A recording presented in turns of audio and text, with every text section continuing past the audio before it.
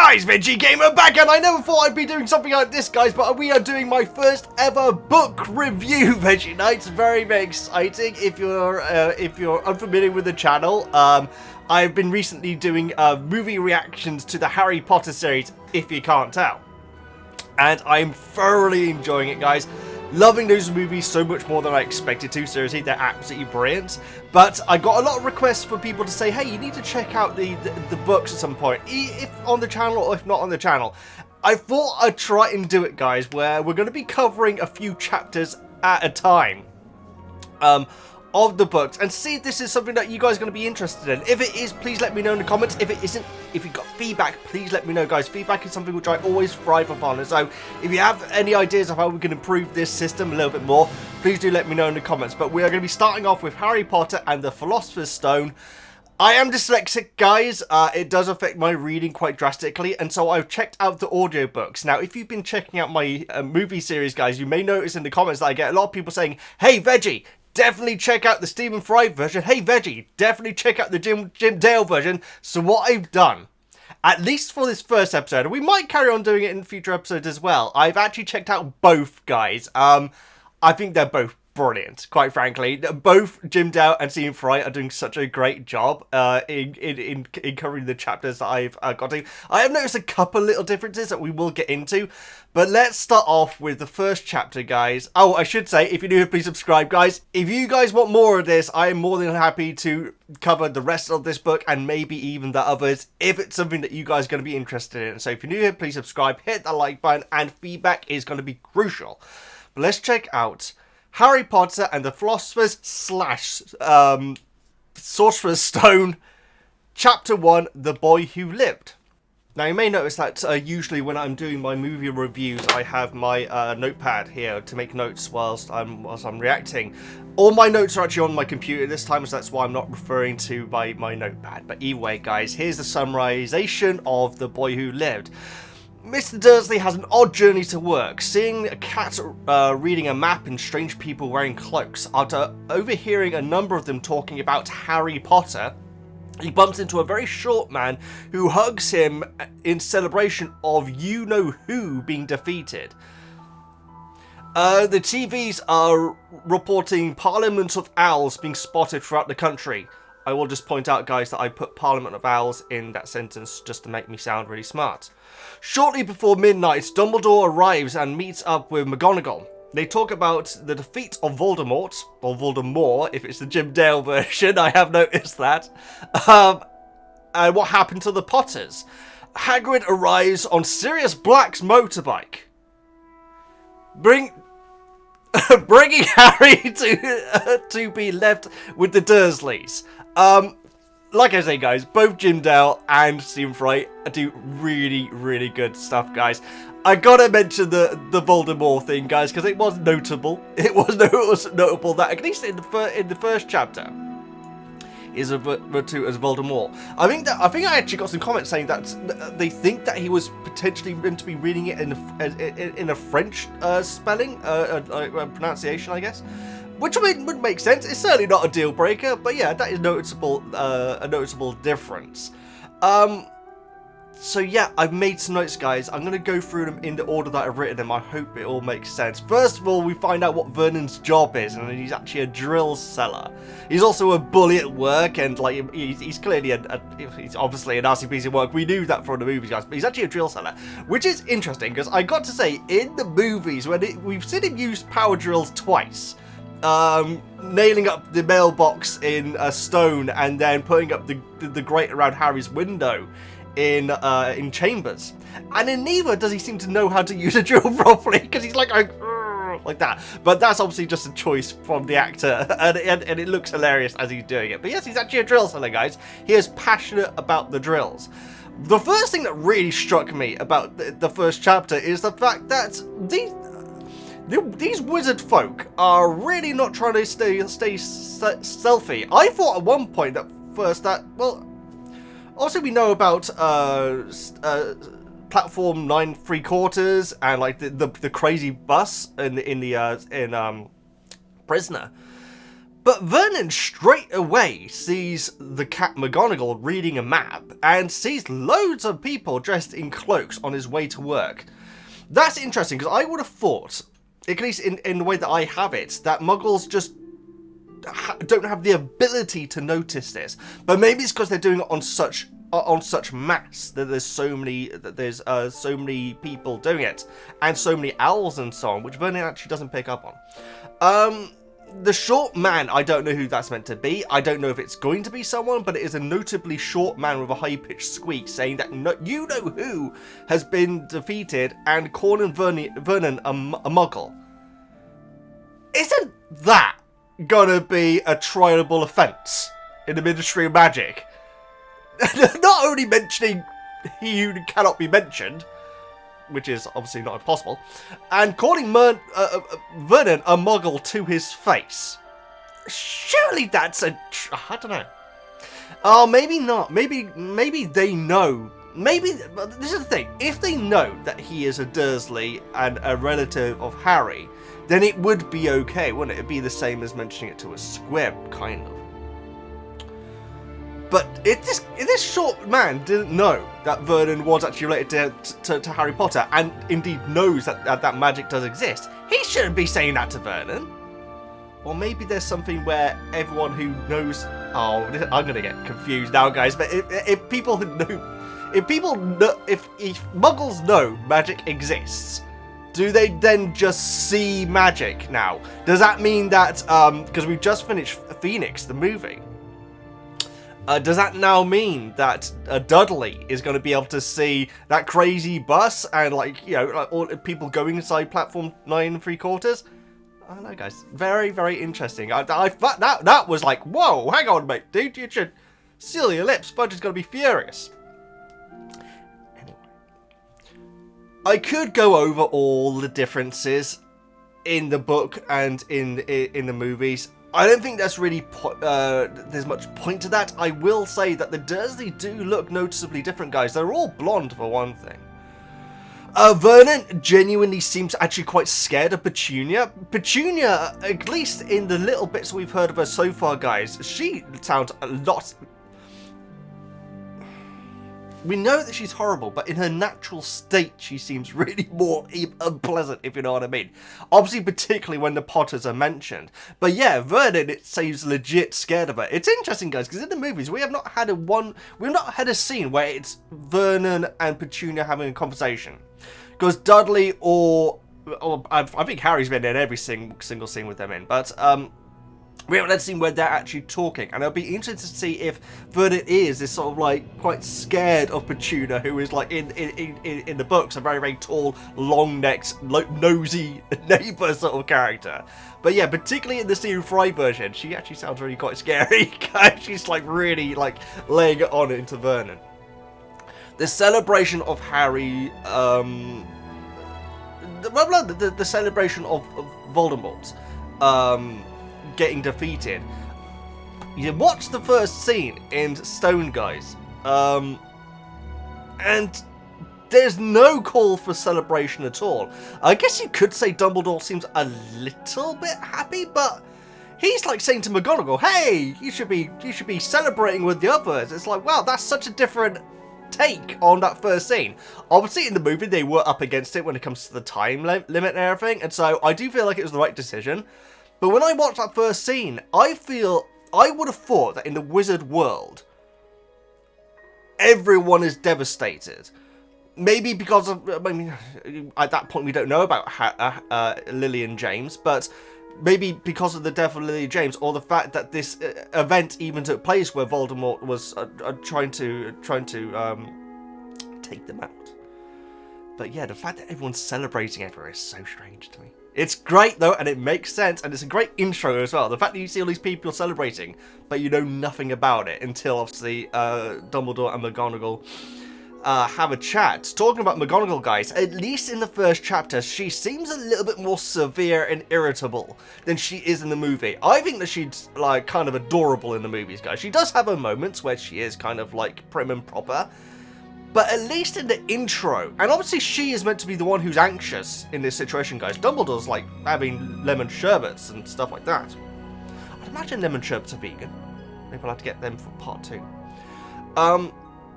But yes, that was like a big difference. Also, she's got very square glasses, which are actually shown on the cat as well. Not shown in the fur, in the pattern of the fur on the cat. But yeah, I did notice that she did seem a bit different from in the movies. If that's a good thing or not, I don't mind, guys. I love both the characters so far anyway. Yes, now this is one thing which really baffles me. The fact that people don't say Voldemort. Now, I thought in my headcanon sense, guys, this is going to sound really dumb. Okay, bear with me, but this is me filling in the blanks from the movie, okay? I thought that when you said Voldemort's name, it, A, either made him more powerful, just saying his name makes him resurrect that little bit more, or 2, it lets him know where you are, like a sat-nav sort of situation. Apparently that's complete bobbins, guys, because apparently in the books, Dumbledore's been telling everyone that they should call him by his name and not this, he should not be named. Which was a big surprise again to me. McGonagall does say, well, to Dumbledore, yeah, sure, but, you know, you're the only one that Voldemort was actually scared of, and so maybe there is something to it. But up until this point, I always assumed that there was something behind the fact that they're not saying Voldemort. It sounds like I'm an idiot, because I genuinely thought it was like either somehow resurrecting him each time we said it, or letting him know where you are. That was all up here, apparently. Or maybe it's not, guys. Maybe that'll turn out to be a thing eventually.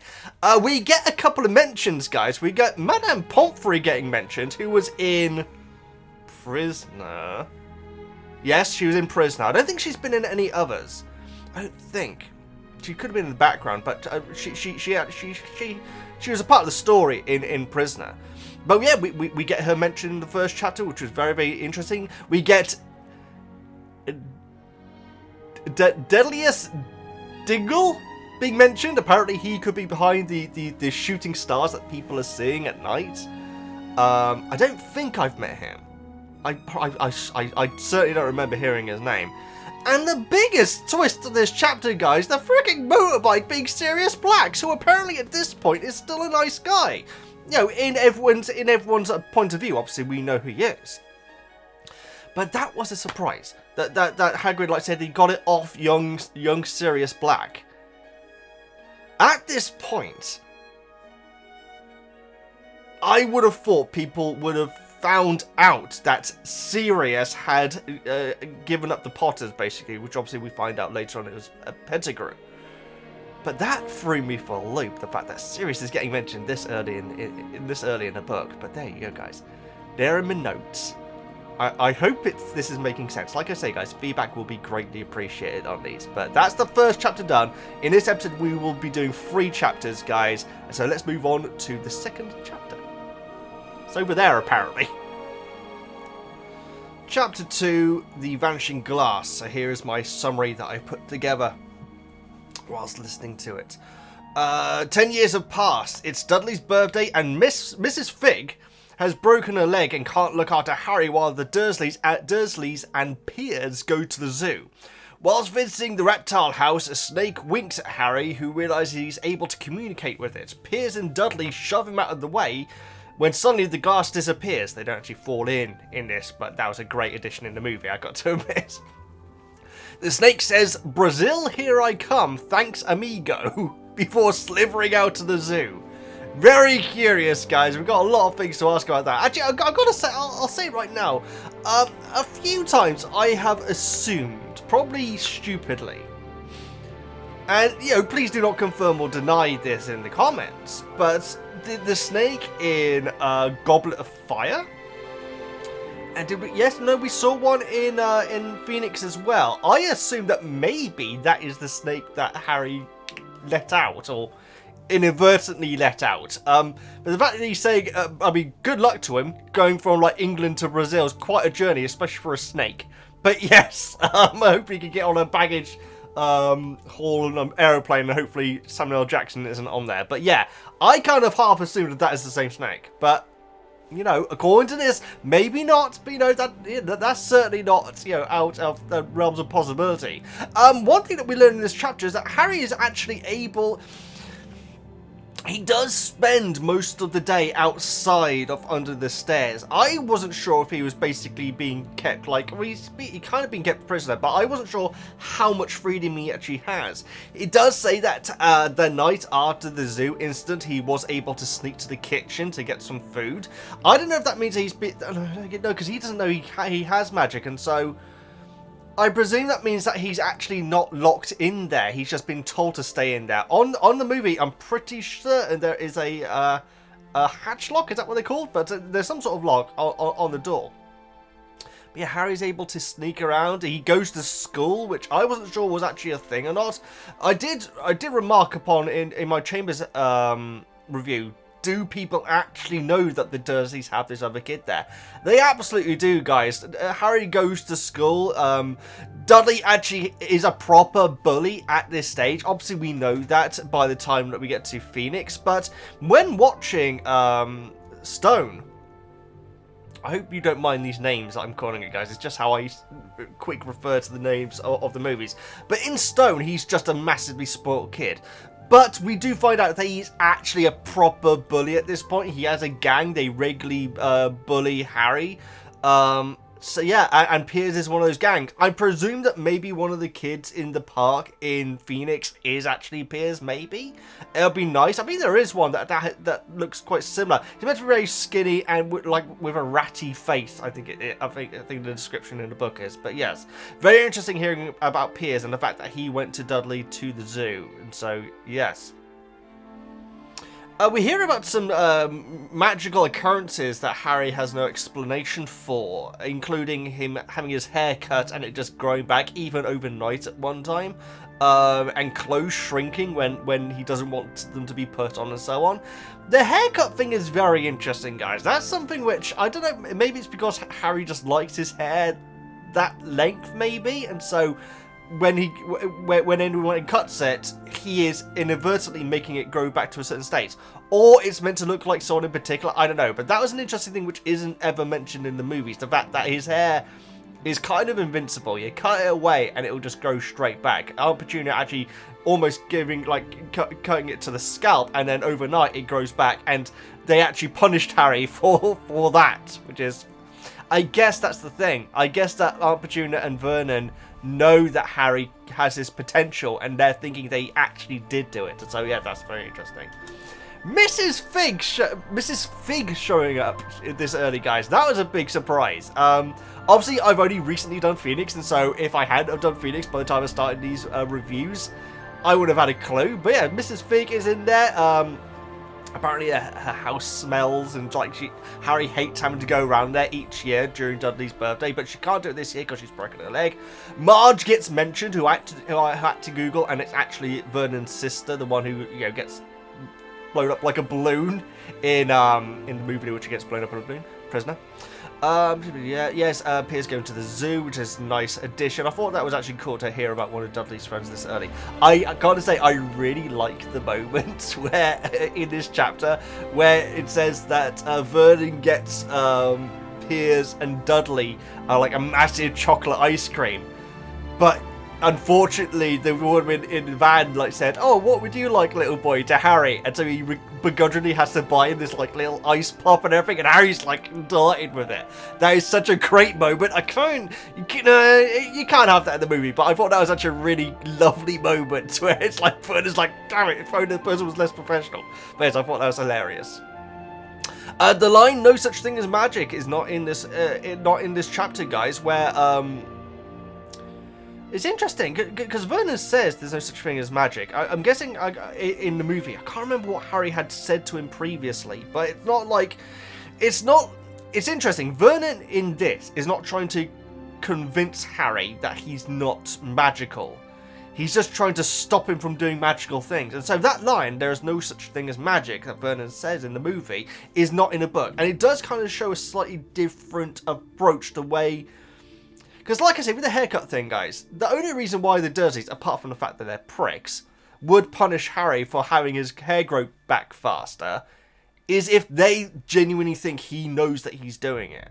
And so that line, "there's no such thing as magic," saying to someone that you know which you think knows how to do magic would be irrelevant. And so I think that is a change from the book and the movie, which is fine, guys. I thought it's a great line in the movie, and so it's a good addition in that, especially when they're, obviously so rushed for time. The manager had to keep on apologising to Aunt Petunia about the glass disappearing. I'd love to hear that conversation. How can he apologise for glass disappearing for nothing? But I guess it's just so she doesn't sue, basically. But I think that would be a hard thing to have to apologise for. And yeah, Harry has been noticing over the years people treating him differently in the street. Very strange looking people with like strange hats. One bowing to them, one shaking his hand, I think it said. One waving. He's noticed these people that are treating him very differently and he has no idea why. That's really nice. Maybe that would have been nice to have something like that in the zoo. But again, guys, in the movie. But again, guys, they are so rushed for time in these movies. And so I can understand that would get cut. But I thought that was a nice addition. Chapter 3, The Letters from No One. My summary. A month later, and first thing in the morning, the mail arrives and Harry's amazed to see a letter for him. Vernon takes the letter and, upon reading it, hands it to Petunia, who seems panicked. Vernon throws both Harry and Dudley out of the kitchen and they talk about how the house may be being watched. The next day, Dudley is told to go get the mail instead and finds another letter for Harry. The next day, Harry tries to sneak down to the front door to get to the letter first, but accidentally steps on Vernon's face, who's been sleeping there all night. I kind of wish that was in the movie, to be honest. Even more letters arrive the next day, and the next day, and the next, in more inventive ways, as Vernon tries to block them through the door and so on. When they come through the chimney in mass, Vernon decides that their family are going to go away to avoid the letters. The next day, whilst they're having breakfast in a hotel, the owner tells them that hundreds of letters for Harry have been mailed there. Vernon finally finds a remote shack on the coast, like a little island.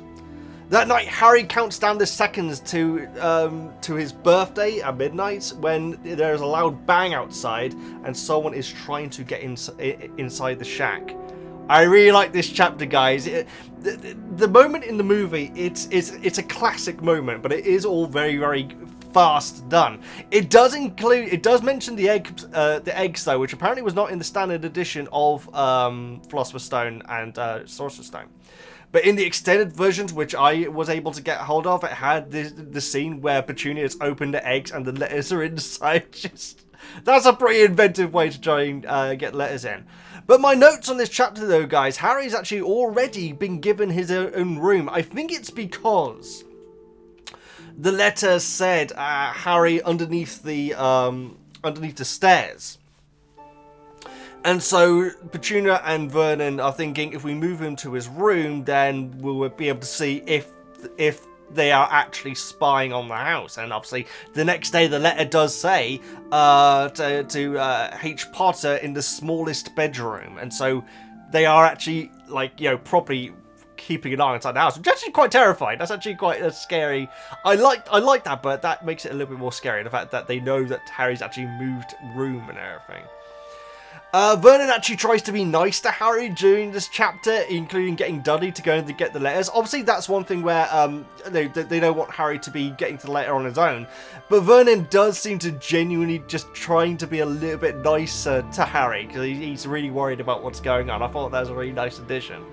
Yeah, Vernon sleeping in front of the front door is amazing. Vernon goes properly insane during this chapter, guys, more than he is in the movie. We do have that moment where he's like having a biscuit, like saying, "Oh no mail on Sundays," and he looks kind of exhausted. But in the book, though, guys, he's actually probably losing it. He's like wiping marmalade on his paper and trying to hit in nails with a fruitcake and so on. He actually hits Dudley, because Dudley's taking too long to get his stuff together when they're trying to leave the house. Which is very sad.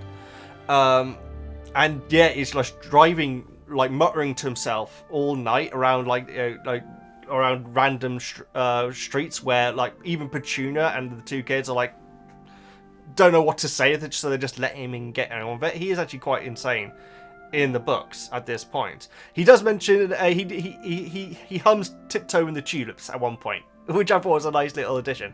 I gotta say, guys, when I watched the movie, and I think I actually said it in my reaction, when Vernon like says, "That's it, we're going away, far away," I, for some reason, thought they were actually moving house. And so when it came back to Chambers, I was like, oh, they've either gone back to the same area or they were able to get their old house back. No, I actually thought they had actually moved house because of the letters.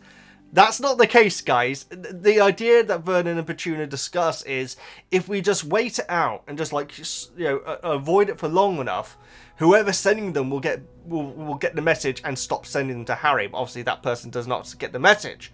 But yes, they're actually going, not on holiday, but they're going on a trip away from the house. Just to avoid the letters, which obviously does not work out. I love the hotel scene. I think that's actually really cool, where, like, the owner comes up, like, says, "Hey, it's what if you H. Potter, because we got like 100 letters for you at the door."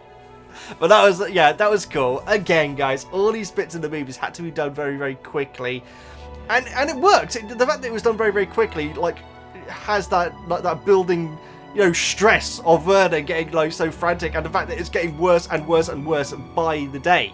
Even more letters by the time they get to the hotel. There's hundreds of letters for Harry waiting for him, whereas originally it was only one.